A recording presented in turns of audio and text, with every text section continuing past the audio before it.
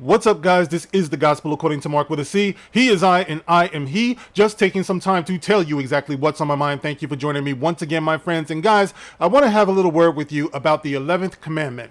Yeah, the 11th commandment. I know a lot of you believe that there were 10 commandments, but there is an 11th commandment. Little known fact, it was actually added a little after the other ones, but there is an 11th commandment, and that commandment, my children, is thou shalt not question the jab. Thou shalt not question the jab.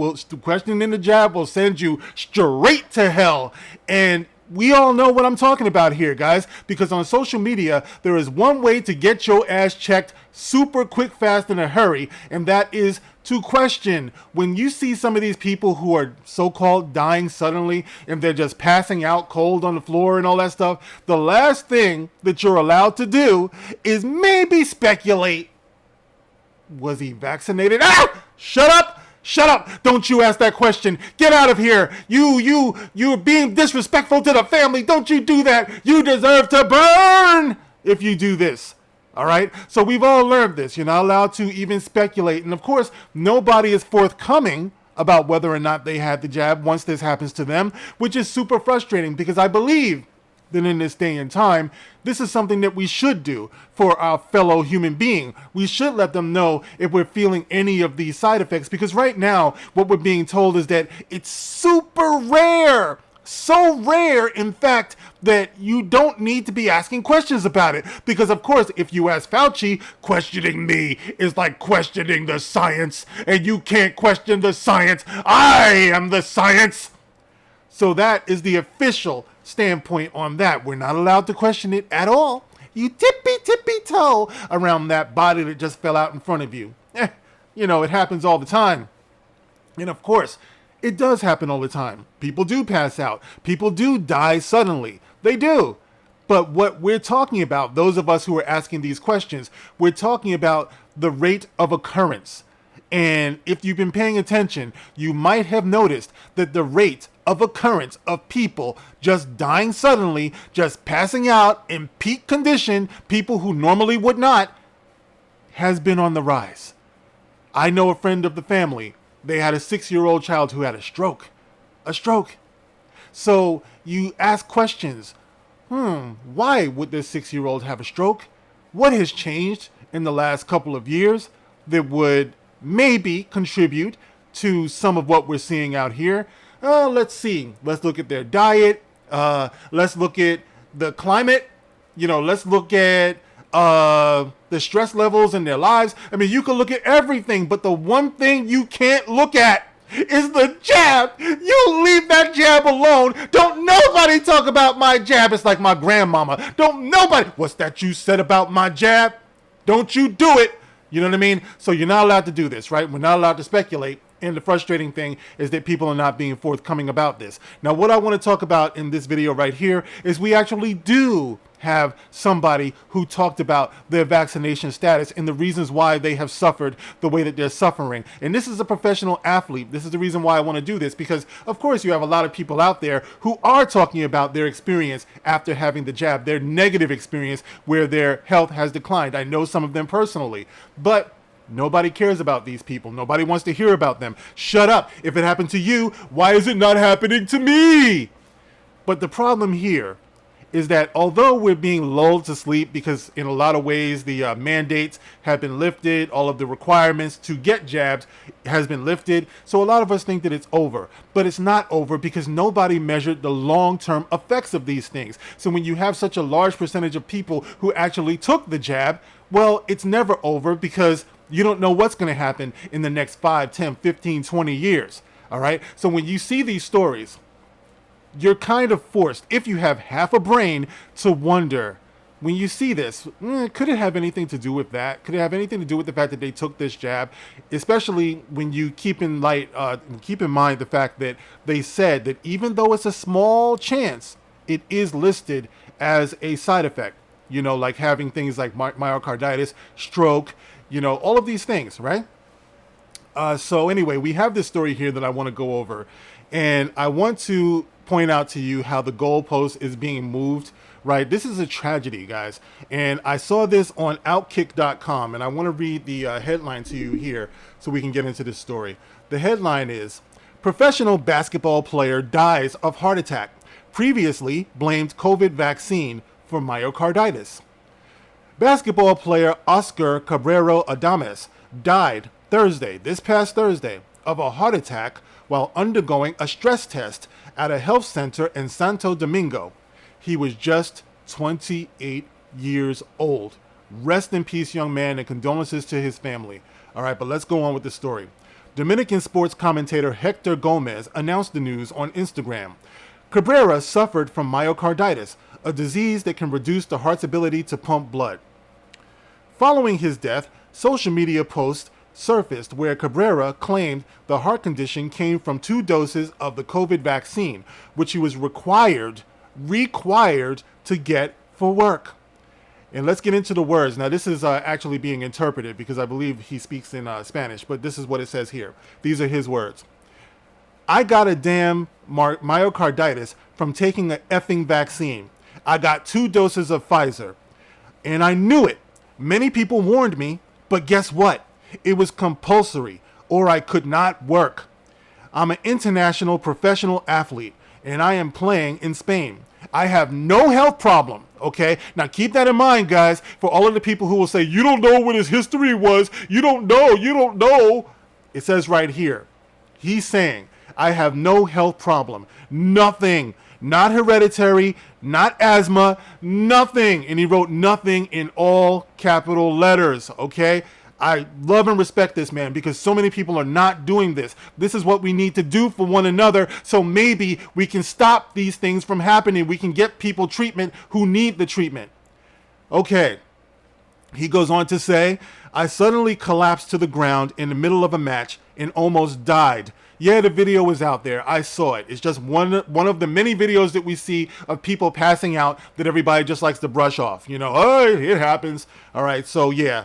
So I collapsed to the ground in the middle of a match and almost died. I'm still recovering, and I've had 11 different cardiology tests done. And guess what? They find nothing. All right. Once again, I know people who are going through something similar, who are very close to me. And one of the most frustrating aspects of this is that, yeah, you feel like something is wrong. It's your body. These people are healthy. They go to the doctor, and almost invariably, they tell them, I can't find anything wrong with you. Get out of here. There's nothing wrong with you. As a matter of fact, some people have been told that they need to seek psychiatric help for asking what's going on with their own bodies. Grown people. All right. So he was told they find nothing. I have no cholesterol, no fat. You see the thumbnail. All right. This man is the picture of health, 28 years old. He's not bragging. It's the truth. I have no cholesterol, no fat, nothing. 7% body fat, 93% muscle. When they give me the diagnosis, they tell me that I won't be able to play for at least 5 months. 5 months he won't be able to play until my heart goes down again. And they can't give me that medicine. Okay, so he won't be able to play. At that time, he was told he won't be able to play for 5 months. Okay, why won't he be able to play for 5 months with myocarditis? Because you're not allowed to push your heart to function, all right? Having an enlarged heart or an inflamed heart almost dictates that you not exert yourself. So for 5 months, he was told that he was not able to do this, right? So my question is, who takes a stress test with myocarditis? That number one. I'm not even a doctor, guys. A simple Google search will show you this. You should not be exerting yourself when you're suffering and have been diagnosed with myocarditis. What the fuck is going on out here, guys? Like, I think I said from the very beginning that the times we're living in depends on us being as ignorant as humanly possible. And that's where we are today, because someone like me can be labeled the bad guy. People who ask questions are labeled the bad guys because we're just supposed to blindly follow the doctor. But I pointed this out before. It's a 2-person relationship, a doctor and a patient. The doctor and the patient. And you're supposed to communicate with each other to come up with the course of action and the treatment that is most appropriate for you based upon what you're telling the doctor and the doctor's recommendation. But that's not what we're getting these days, is it? We're getting something that is either government approved, big pharma approved, or it's not. If it's not approved by big pharma, if it's not approved by Fauci, then it's just not happening. Doctors have their hands tied today, where they can't even treat people the way that we're used to and the way that they used to do. Cabrera's myocarditis first became known in December 2021 when he suffered a syncope, or that's a fainting, during a Spanish amateur basketball league game. He left for the hospital on a stretcher. All right, so then he goes, the stress test allows doctors to see how the heart works during exercise. He's already been diagnosed with myocarditis. Like I said before, I don't even know why they were doing this. During the test, a medical professional attaches electrodes to the patient's chest. These electrodes connect to a machine that records the electrical activity of the heart, ECG. By watching the screen, doctors can record the heartbeat while the patient exercises. But this stress test was too much for Cabrera, and it caused a heart attack. All right, so there it is. All right, so and I've had a stress test in my life. I'm sure some of you have as well. It's not made to push you that much. You know what I mean? So if he died during a stress test, it just shows you how bad off he was. You know what I mean? Now, once again, why I feel that this is so remarkable and worth commenting on is that you won't find too many stories like this, number one, where the person actually divulges that, yes, I got the shots and I believe it's done something to me. You know, you have Jamie Foxx. You know, no one knows what's going on with Jamie Foxx. His daughter says that he's okay. Okay, so we have to believe that. I haven't seen him. He hasn't said anything. If he's doing great, you think you'd hear something, but I'm sure he'll turn up, or maybe his clone. I don't know, something like that. You know, I'm a conspiracy theorist, I know, but I'm not going to put too much stock in that. I hope he's okay. I really do. I love Jamie Foxx. I love his performances. Deion Sanders is another one. You know, he's having, I think, possibly his toes or his foot amputated or something they were talking about, possibly due to an excess of blood clots. These people need to come forth so they can tell what's happened to them. So those of us who are just being told that we're crazy can have a fighting chance. All right. And this is the reason why I respect this guy so much, because he said what happened to him. He said what he believes happens to him, what happened to him. Now, the goalpost that was moved here, right? Because normally they'll say, you don't know that it was that. You didn't ask him and you don't have the right to ask him. Nobody knows. It's disrespectful. But this guy told you he believes that this is what happened to him at the peak of his career, 28 years old, at the peak of his physical condition. All right, he told you this, but here comes the goalpost move.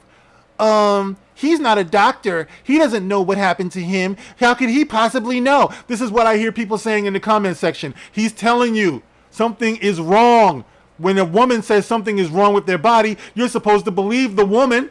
You know, if she says, listen, I don't feel right, something is going on, whatever the case may be. All right. But if a man says something is going on with me, you're being told he doesn't know. He should shut up. Well, he's shut up. He's dead. And this is my point, guys. How much of this is it going to take before people at least start asking the questions? I'm not here to say that I have all the answers. I'm saying, why are we not asking the questions? Don't you think it's funny? Don't you think it's weird that you have a multi-billion-dollar pharmaceutical industry, right? That you can't question, that you can't hold to account. You cannot sue them, but we can be forced to take their product, but you can't sue them if something happens to you. You can't have a voice to say what's happened to you without people mocking you and yelling at you and accusing you of misinformation. Why are we protecting those multi-billionaires, but we, the people who are just trying to make ends meet, we can't say anything? We have no rights. We have no recourse. None of this as time goes on. Like I said before, you can sit there and you can arrogantly say, well, why didn't it happen to me? It didn't happen to me. I took about 85 shots and I feel fine. What, are you going to wait for it to happen to you? It's only been, what, like 2-3 years? You're going to wait 5, 10, 15 years? And when it does happen to you, you got no recourse. Your family has no recourse. And then you're going to believe when you're laying on the floor clutching your chest, when you pass out, that's when you're going to believe instead of seeing what's happened. What the fuck happened to us? We have no empathy. We have no understanding. We have no compassion for one another. Oh, we are we not a nation of people, of human beings, where we can see these things happen and at least say, you made us take these things. You better be able to prove to us, and you better be able to assure us of its safety. And if you can't, there should be laws on the books where we can have some type of recourse for that. What's wrong with that? Blind faith? That's what we're doing now? That's what we want. Anyway, rest in peace, to Oscar Cabrera. Condolences to his family, like I said before. I think it was so brave of him to make the statement that he made. He is no longer with us, but I wanted to give voice to this because I think it is very, very important that when someone does say something like this, they do get an audience, and they do get acknowledged. It's so important. This is a life that's lost, and the best that I can do, being that I've heard of it, is at least pass it on to you guys with the hope and the respect that you have a brain to be able to at least consider what I'm saying, even if you don't believe it. All right, guys. Well, you can get in the comment section. Let me know how you feel about all of this, and I thank you so much. Condolences once again to his family. Like, share, subscribe. Catch you on the next one. This is The Gospel According to Mark with a C. Rock on.